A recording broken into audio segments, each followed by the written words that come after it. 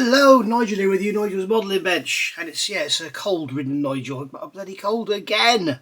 Oh, I had to go to the doctor's the other day and sat in the waiting room, and there was a woman there, with mum with 4 kids, and they were all coughing and sneezing, so that's probably where I got it from. I can't shift it. So here we are, pack 39 now of the Lancaster bomber from Hachette. I've said all this before. There'll be a link in the comments below where you can go and find out more about the model if you want to go and get yourself one. So pack 39, I do know, because remember when we looked at pack 38, it told us what was coming, as it always does. It's telling us there what's coming in pack 40. So here we've got the there's a circuit board and a battery box, I think, and this we're going to be looking at testing the motors and stuff. So I've got the motors here next to me. Got an outboard engine here. Got an inboard engine with its undercarriage and everything here. So yeah, we're ready to start looking at testing all of the electronics, I think. We shall see. But first of all, what we'll do is we'll have a look in the magazine, and we'll do what we always do. We'll go through the magazine and see what lovely bits and pieces they're going to tell us about in this issue, because there's always, one thing I must say, these magazines are always very interesting, and they also come up with some wonderful images and stuff with Lancasters that I haven't seen before. So right, here we go then. This is what we've got. This is all your introduction here. I actually have one of the wings now, so it'll be interesting to see if we have dihedral in the wings or not. So yeah, in here we've got a battery box and a circuit board. So we're going to get to see what's going on. It looks like it's going to take more than just a couple of batteries. So as I was saying before, when we had troubles with this, the propeller spinning, we were just using this little tester with the 2 batteries in it. It could be that now we're going to have 4 or even 6, and that'll be perhaps more voltage or more oomph going to the motors. So it's telling we've got 3, so it's a little bit more. Right, so here we are, Lancaster. Defensive armament. To fend off any enemy fighters, the Lancaster bristled with 8 machine guns, 2 in the nose, 2 in the dorsal, and 4 at the rear. Well, 4 at the rear initially. They did actually change to 2 later in the war. But you can see there, beautiful rear turret. Also, the other thing to look at is this area here. The glazing in the rear turret was, you know, it started off as being, I think it was solid, and then it had a sort of removable sliding hatch, and then it had a hold, and then there was a lot of it coming in, and it was all gone. So the poor guy sat there and froze to death so that he could see out. The trouble was his vision was so restricted. You can imagine looking through a piece of perspex, if it's foggy, if it's misty, if it's got ice on it, if it's sunny and the sun's reflecting in your eyes, you know, you can imagine it'd be awful. So there's a nice story there about beating off a night fighter. So is that it? No, that's not it. And then going over the page, the B.III Super Fortress, love them. Ain't often you see that. You ain't often you see a B.III in olive drab. There is actually a decal set out there for the 48 scale monogram kit, and I got it when it was released. I'm glad I did, because I don't think it's any longer available. But yeah, B.III s in olive drab, they look bloody awesome, don't they? So the only trouble as a modeler I find with the big aluminium aircraft, it's making them look good when they're that big. A 72nd scale I think it'd be fine, but when they're massive, then whatever. Yeah, B.III, absolutely gorgeous aircraft, of course, famous for Enola Gay, which you can see there after dropping bombs on Hiroshima, however you want to say it. Right, so let's have a look in here. We've got our parts. So I don't think it's going to take long to check our parts. So we've got this box here. We have a circuit board and a battery box. So that box can go in the recycling. We've got another resealable bag for our collection. I've got a massive, look at this, from doing the poker kits and from doing these, this massive bag of resealable bags now. Always worth keeping because they're handy for putting little bits and pieces in. Right, so what we're going to do is, as per the instructions, hang on, I'm going to cough. Right, as per the instructions, unscrew the back panel of the battery box. Let's get a screwdriver out. Here we go. So we're going to unscrew the screw. Blimey, that's tight. Cool.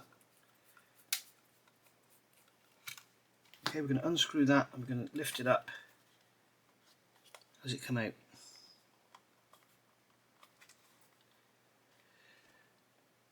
And slide the panel out. Okay, it slides out like that. Okay, read the instructions, Nige.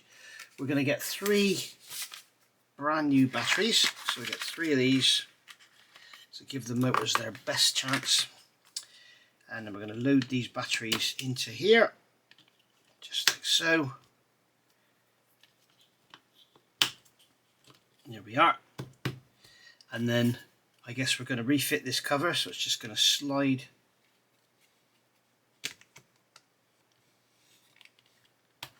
back on like that, and then we'll insert the screw to keep it all together. There we are. We'll probably take the batteries out afterwards because we've still got another sort of 90 weeks to go, so or another 80 weeks to go. So don't want them sitting around in there for too long, they might start to weep. Plug the cable from the battery box 39A into the socket marked G on the circuit board 39B. There's the socket marked G. Note that the switch is on the front of the battery box. Check that it is set to off. Okay, there it is. Okay, so there's the switch, on, off. So we'll switch that to off. And we're going to plug this in here. Just like so, you know, that click in. So that's gone in nicely. Okay.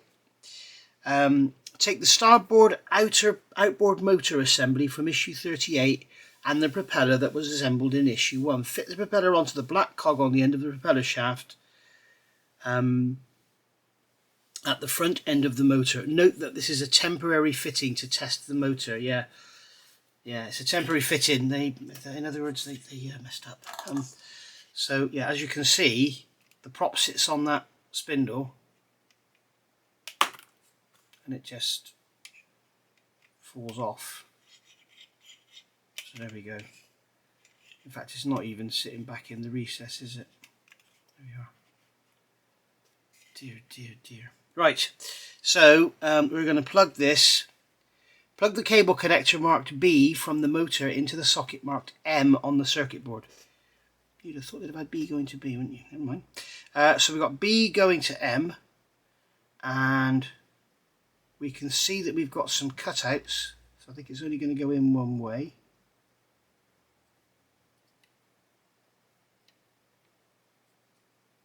Yeah, we can see when you look inside the connector, you can see that the pins are over to one side. You look on there, the holes are over to one side, so it's obvious which way it goes. Okay, so that's gone in there. Pick up the motor assembly or position so the propeller is free to move. Switch the battery box on, then press the button marked K1 on the circuit board. The propeller will rotate, but make sure it stays in position. The propeller will rotate, but make sure that it stays in position. Unplug the connector B very carefully, gently easing it out by wobbling it from side to side. Okay, so we're going to turn this on, and then we're going to press K1. It was, wasn't it? Yeah, press K1.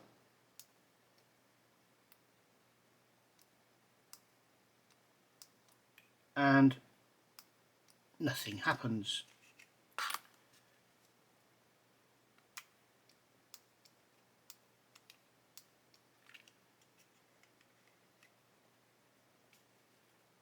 It's cool, isn't it? What happens if we press K2? Alright, that's good. Okay. Unplug the connector very carefully. I'm not going to unplug it yet because it doesn't work. Here's some advice to follow if your propeller does not spin. Check the batteries are fitted correctly and that the connectors are fully inserted into the sockets. That is not going to go in anymore. That one's not going to go in anymore.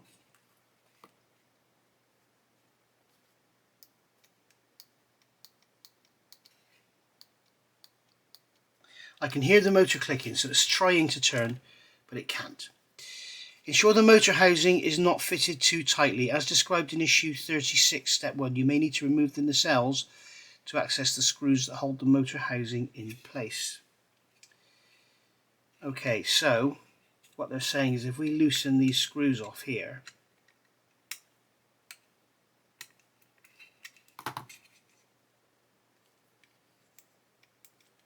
makes no difference whatsoever. I can get in there, I think. Yes, I can. Okay. Well, there you go. So what we need to do now is tighten these screws. I'm going to hold that like that.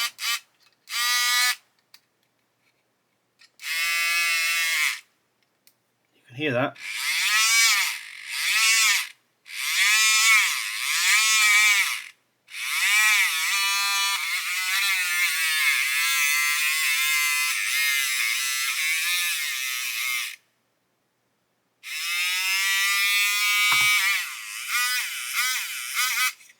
Oh dear, this is all just, that's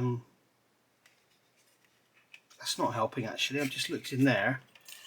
That piece of vinyl hose is down the side of the motor rather than in the hole above it because it's not long enough.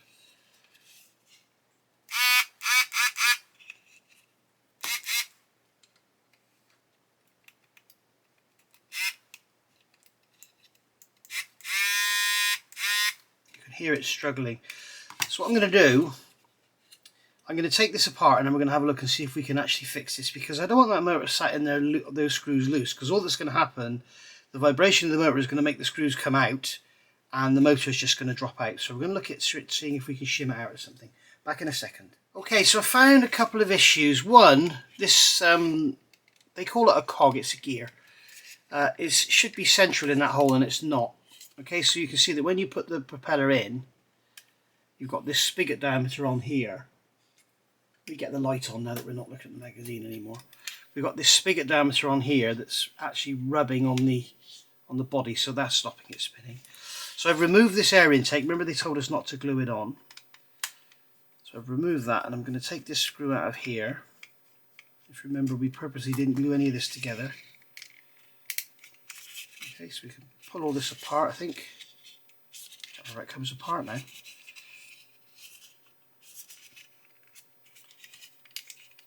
Ah, we have to take this intake off the front, don't we? Because that holds it together.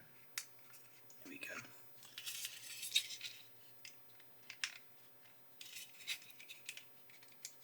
So I'm sure this should just pull apart.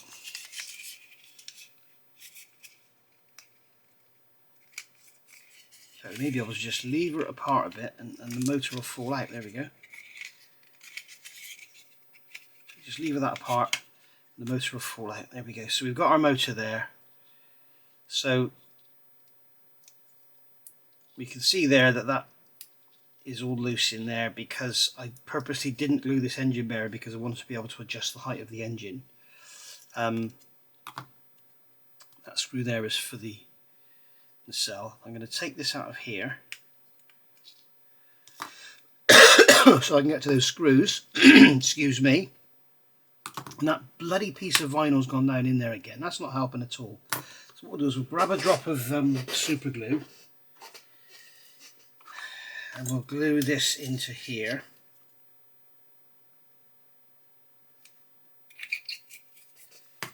Okay, so I'm going to put a drop of super glue on the end of this pipe.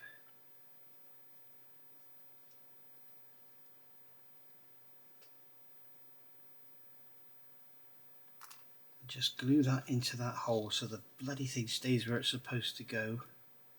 I don't really see the point in having it because once we put the engines together you can't see it all anyway. Okay, so that's gone in there, right. Now I remember watching John. I do watch John's videos because I like watching his videos because I like him. He's a nice bloke, isn't he? John's Model Making is the channel, I think it's called, and I do watch his videos. He's doing the Eddie Stobart truck, he's doing the U96, he's doing this one, he's doing the wooden Lancaster, he's doing all sorts of stuff. As you can see, what he found on his was this bearing in here was rubbing on the side. So what we could actually do, if I remove that before the glue dries, we could actually take this motor off, just like that.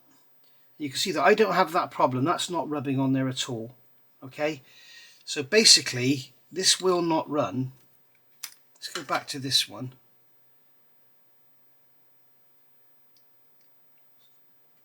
Wrong way round. Okay, so that's running. So if I tighten these screws up, as you can see, it makes no difference whatsoever. So it's nothing to do with those screws. So we've ascertained that. I'm just going to lift one of those batteries to kill the power. So what I should be able to do now is feed this in through that shaft hole there.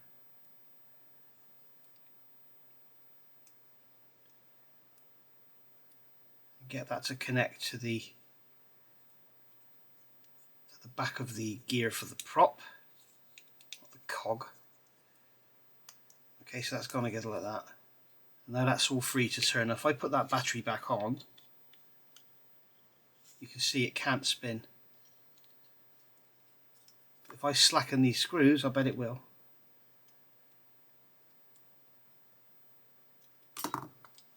Nope.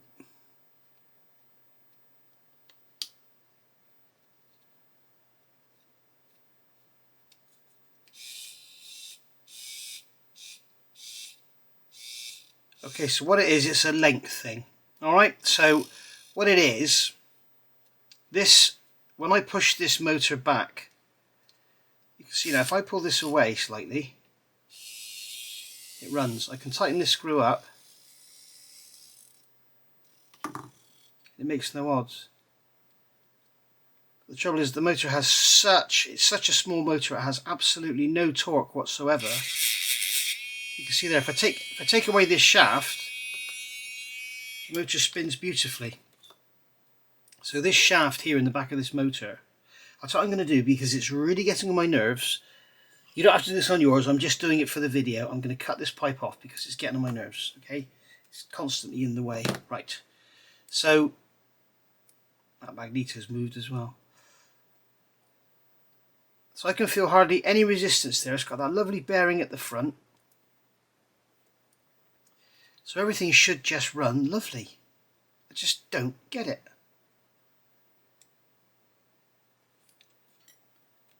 Now that's broken off. Do you know what, guys? You know what I want to say, don't you? These engines, I mean, all of those exhausts came off there, but it doesn't matter because you can't see them anyway on the finished model, so don't worry about that. They've broken off from the bits that they glued on. So the bits that I glued on to glue it in have stayed, but the bits they glued on have broken off, so that can hang down there now. So if I connect this up now, you can hear it running very, very slowly. Let's connect it to its bigger brother power pack and see what happens. I'm not really in the mood for this actually. Like I said, I got a stinking cold, my head's spinning.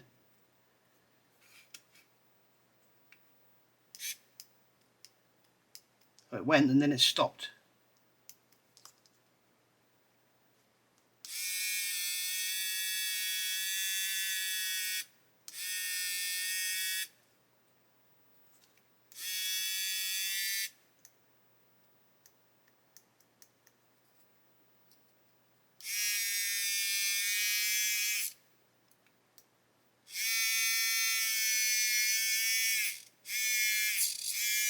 Here we go. Look, if I push the motor slightly off centre,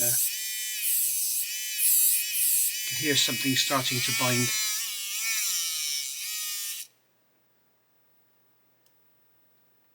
Motor's just blown up, I think. No, it hasn't. Oh well. Great. So I'll have a little play with this some more, see what I come up with. This is not very interesting content, this, is it? I'll be back in a minute. Okay, so one thing I have worked out, it's all to do with length. Now, you can hear it's running now. As soon as I push that motor up, you can see what's happening is everything is being squashed up, so there's no free play, there's no end float. So what we need to do is shorten something to allow us to tighten that motor in, because shimming it is going to be extremely difficult because you can see it's sat in a recess and you've got those two lugs. So it's not just a case of putting some packing under there. It's going to be very difficult to shim it, especially for those of you that don't have, you know, the gear to cut the plastic card and have the plastic card itself. So what I'm going to do, when you look at on here, I don't know if you can make this out, but you've got this flat, and that is going into that there. Okay, and if I push it right in, it doesn't reach all the way up. We can still see some of the flaps sticking out. So what I'm going to do is stop that battery running away. What I'm going to do is take a metal file, a file for metal, okay, and what I'm going to do is file the end of this shaft to shorten it, and this will allow the shaft to to go in further. What we're trying to achieve here is have everything tightened up, all fitted, and have the motor still spinning. Because it's okay having all screws loosened off and everything, but as I say, when you've got it all sealed up in the wing and the vibration of the motor has that motor just hanging out, it's all going to stop working again because it's going to be so far out of line it won't want to go. So I'm just going to check that now, see if I can push that in, and I can get that to go right up to that flat now. So I'm just going to take a little bit more off just to give myself some clearance.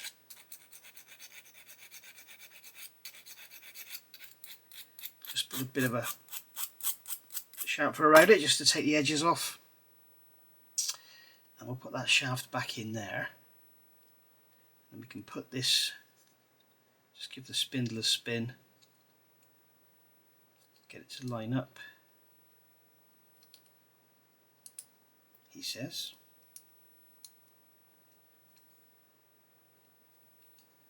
Why is that proving so difficult? I don't know. There we go. Okay, so that's all lined up now. So if you can still see when I push that forward, you can see it pushing forward on here, look.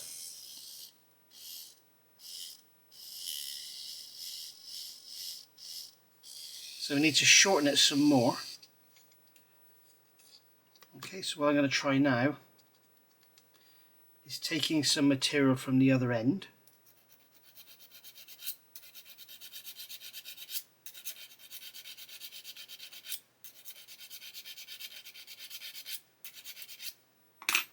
Let's see if that has any effect. I'll just keep going with this as trial and error, because if I do the trial and error, you don't have to.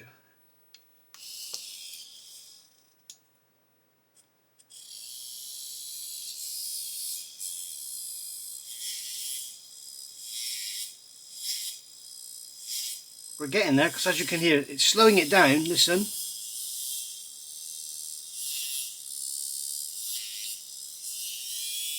So we're just going to, I think we'll take some more off the end of here. See if that gets us anywhere. If you don't have these little modelers files, don't worry, just get in the garage and use your vice and a big file. But don't take off too much. You just probably want to remove about 0.5 millimeter off the end tops.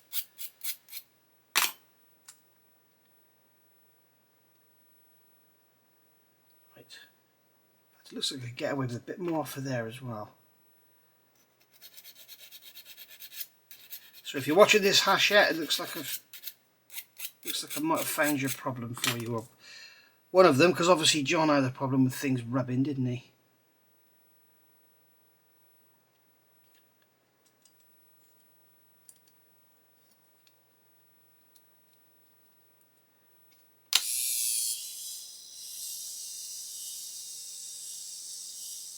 Okay, it's very slightly slowing it down, so we are getting there. So what I'm going to do now is just pull the motor out of that housing. What I'm going to do now is take this, and using my file, I am going to file along this edge here to increase the depth of the flat. So basically I'm filing this step away from the end, should I say. What that will do is allow it to go in a bit further. We'll take some more off the end.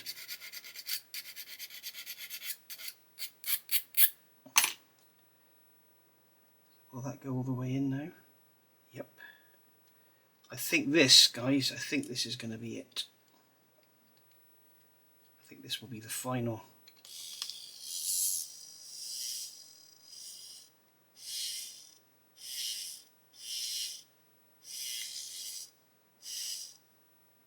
It's even worse, isn't it?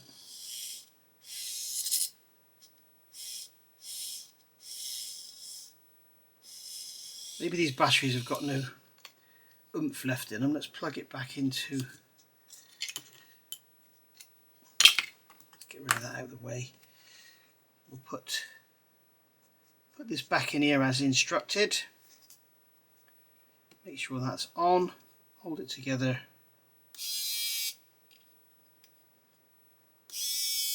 There we go. We can put those screws in now, I think. So what we had there was a case of our batteries on the way out.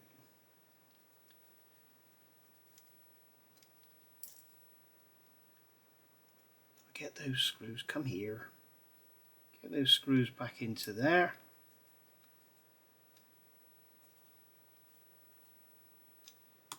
That's the motor held in completely, and we should find, there we go. Right, we'll deal with knocking the exhaust off. Now that's completely fallen off. I don't care because you're not going to see any of it anyway, so just leave all that loose. And then what we can do is drop this. Oh no, we've got to put the rear frame on first, haven't we? Which way does that go? It goes that way up. So that's going to go like that. Right, and then this is going to drop down into here, like so. Make sure the bulkhead's gone into its correct grooves. That's all together. Now we've got that bloody vinyl pipe is in the way there. Go away. Just pull that off because we don't need it. As you can see, my enthusiasm for these engines is not at a massively high level. Pop the air intake, radiator intake back on. Okay, that's still sitting. It's a bit more central now, but I haven't glued the engine bearings in. Everything's all just flopping around. You've got that thing there has fallen off as well, but we can't see it. So what we'll do is we'll just get all these bits and pieces and we'll put them in a bag, and then we'll put the bag, just in case we do need them or whatever, we can always glue them back on. And there's another exhaust there. Not that it matters, because as you can see, you cannot see the exhaust at all from any angle, so I don't know why they bother putting them in there. Then we've got a screw, excuse me, we've got a screw over here. That's going to go in the side there. That, and then we're going to put this air intake back over there, just like that. And then we're going to put our propeller on there, just like that. And we're going to press K1, and nothing happens.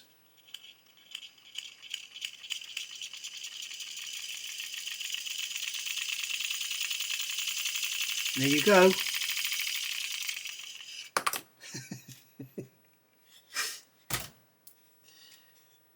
They're going to have to do something about this, because that motor, as you can see, is just all floating about. Excuse me, I'm guessing when this is all screwed up it'll all become a bit more solid, I suppose, I don't know. But just to show you once again that it does actually work.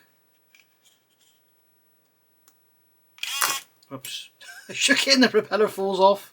Great, isn't it? Just give that a little...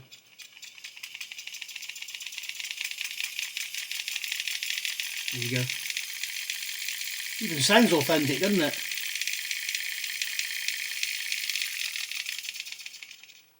And it sounds authentic when it stops. Right, there we go. So that's the outboard engine done. I'm guessing we're going to turn the page and it's going to be covering the inboard engine. Let's have a look. When we turn the page. Oh yeah, right, we'll have a look at this now. Okay, so we've got our inboard motor now. As you can see, this is from issue 31. So what we're going to do, we've got two connectors on here. We've got one called J and one called A. Okay, so this is the undercarriage and this is the motor. So what they're telling us first to do is plug J into the socket marked M. I'm going to make sure this is turned off. So I'm going to plug J into socket M. Again, this is obviously another test board, isn't it? Okay, so we're going to plug that into there. Alright, and then what we're going to do is switch the battery on. And then hold the assembly beneath the engine so the landing gear is not obstructed. Switch the battery, I'm going to hold it up here so you can see what's going on. Switch the battery box 38A on, one at a time. Press the small buttons K1 and K2 on the circuit board to make the landing gear move up and down. Switch off the battery box and unplug connector J. So let's just see if this works. Okay, so that's up. but it hasn't gone all the way up. What's actually stopping it going?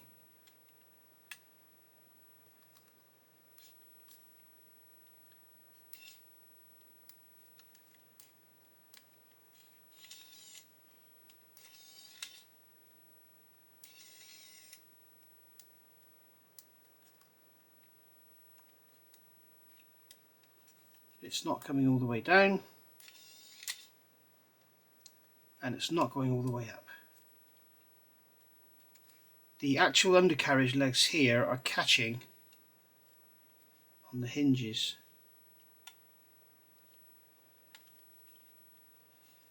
And it looks like perhaps there's something wrong with those hinges, because if you look at how the doors are closing, have I got the doors on the wrong way round? Do you know, I think I have. Oh no, that teardrop is supposed to be at the front. This is all a bit...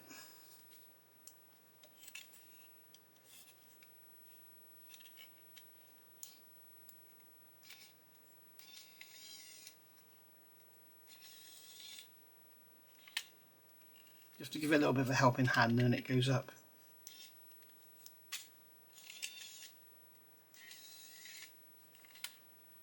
I think we'll just leave it at that for now. Yeah. I don't quite know why that area there is so badly fitting and that area back there is so badly fitting. Thinking maybe I've done something wrong in there.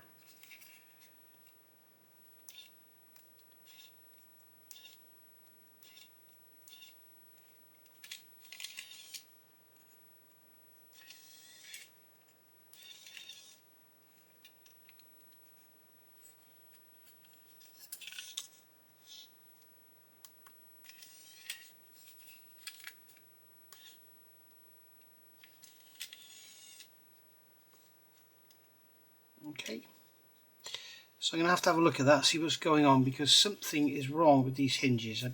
I can't see that the kit is that bad. Those doors would actually fit that badly. I'm sure I've done something wrong there. Let me know in the comments if yours is like that, please. I'd be interested to know. I mean,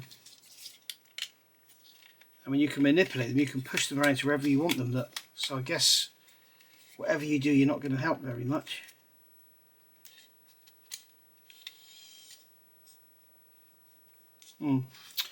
Okay, so that's that.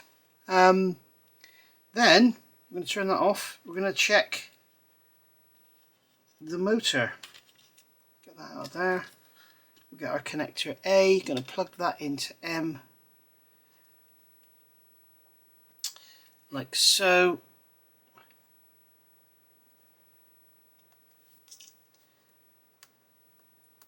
And then I'll turn the battery off. Oh, that one works. Look at that, success, first time. 1 out of 3 ain't bad, is it? So that's going to go on there like that.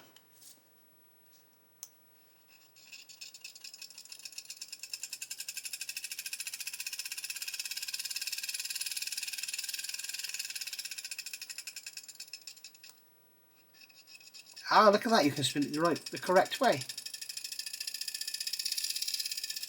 By using K2. Use K1, it goes the other way.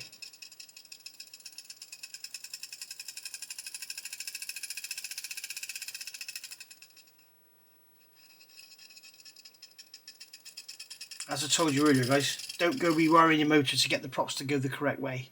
Okay? Right, so there we are. Kind of there. That's been pack 39. I'll see you back for pack 40.